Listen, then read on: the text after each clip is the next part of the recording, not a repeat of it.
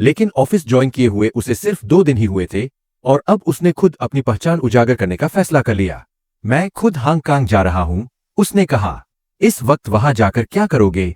किसी ने पूछा। सूचना भेजनी है, उसने जवाब दिया। अब जो भी लोग ताइवान से अंदर या बाहर जा रहे हैं, उनकी कड़ी जांच हो रही है और वो खुद मुख्य संदिग्ध बन चुका था। इसलिए हांगकांग जाना मानो खुद ही अपनी रिपोर्ट देना था।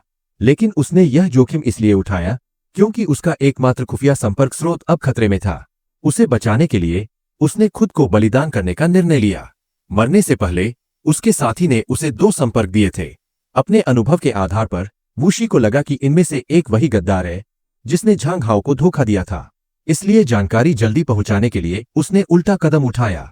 उसने नियेशी को कहा कि दोनों से मिलो और खुद किसान बनकर उस जगह पहुंच गया। वो सामने वाली सड़क के नूडल्स की दुकान में बैठ गया। खिड़की से उस चायखाने को देखने लगा जहां मुलाकात होनी थी। नियमों के अनुसार संदेश भेजने वाला और पाने वाला एक दूसरे को नहीं जानते थे, इसलिए जो भी पहले सामने आए वही गद्दार था। थोड़ी देर में एक आदमी चायखाने के दरवाजे पर दिखा। नियेशी उसे नहीं पहचानता था, इसलिए वह निश्चित नहीं था कि वही सही व्यक्ति है या नहीं। तभी उसने किसी को देखा, कप्तान यू शियाओनान, जिसने पहले उन पर गोली चलाई थी। अब सब साफ था, वही व्यक्ति उनके साथी को धोखा देने वाला था। नियेशी ने तुरंत टोपी नीचे कर ली और जोर जोर से नूडल्स खाने लगा ताकि कोई शक न करे। जैसे ही यू शियाओनान बिल चुकाने उठा, वो दुकान से निकलकर सामने वाले मकान की ओर भागा।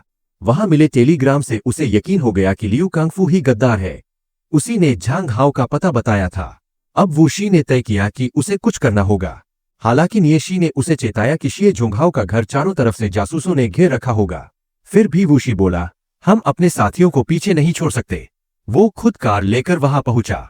ऊपर से सब सामान्य लग रहा था, लेकिन सीढ़ियों पर खून के निशान और टूटी खिड़की देखकर सब समझ गया। असल में शिए झोंगहाओ ने अपनी पहचान बचाने के लिए कल ही खुद को जाल में फंसवा लिया था और अंतिम समय में उसने पार्टी का कोड जलाकर 2 दुश्मनों को मार गिराया था।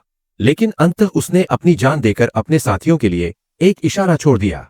वूशी ने सब कुछ समझ लिया और वहां से तुरंत निकल गया। हालांकि यू शियाओनान ने उसका पीछा किया, मगर वो बहुत दूर निकल चुका था। अब वो बच तो गया था, लेकिन पूरी तरह अकेला पड़ गया। शिए झोंगहाओ की मौत का मतलब था कि अब संगठन से उसका कोई संपर्क नहीं रहा। तनाव से उसका ब्लड प्रेशर बढ़ गया था। लेकिन उसे याद आया कि हे सुई ने जाते वक्त उसे हांगकांग में एक सीक्रेट ठिकाना बताया था। वो वहां पहुंचना चाहता था, लेकिन इस वक्त सुरक्षा एजेंसी उसकी हर गतिविधि पर नजर रख रही थी। उसी दौरान उसका बॉस झो जिरोऊ उससे मिलने आया। उसने कहा कि अमेरिका से सैन्य सहायता का एक बैच हांगकांग पहुंचा है और किसी वरिष्ठ अधिकारी को वहां जाकर हस्ताक्षर करने होंगे। यह खबर वूशी के लिए मौके का सुनहरा दरवाजा थी, लेकिन वो जानता था कि यह सिर्फ एक परीक्षा है। अब असली दिमागी खेल शुरू हुआ। जब झो जिरोऊ ने पूछा कि हांगकांग कौन जाएगा, वूशी ने चालाकी से 3 वरिष्ठ अधिकारियों के नाम सुझा दिए, पर खुद का नाम नहीं लिया। इससे झो जिरोऊ को लगा कि वूशी सबसे उपयुक्त उम्मीदवार है।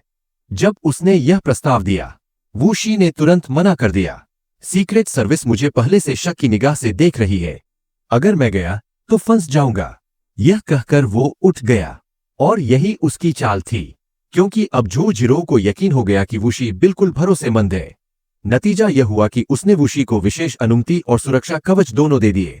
लेकिन जैसे ही वूशी निकला, झो जिरोऊ ने अपने अफसरों को बुलाया। दोनों विभागों से लोग भेजो, उसका पीछा करवाओ। काम पूरा होना चाहिए, समझे? जी सर, उन्होंने जवाब दिया।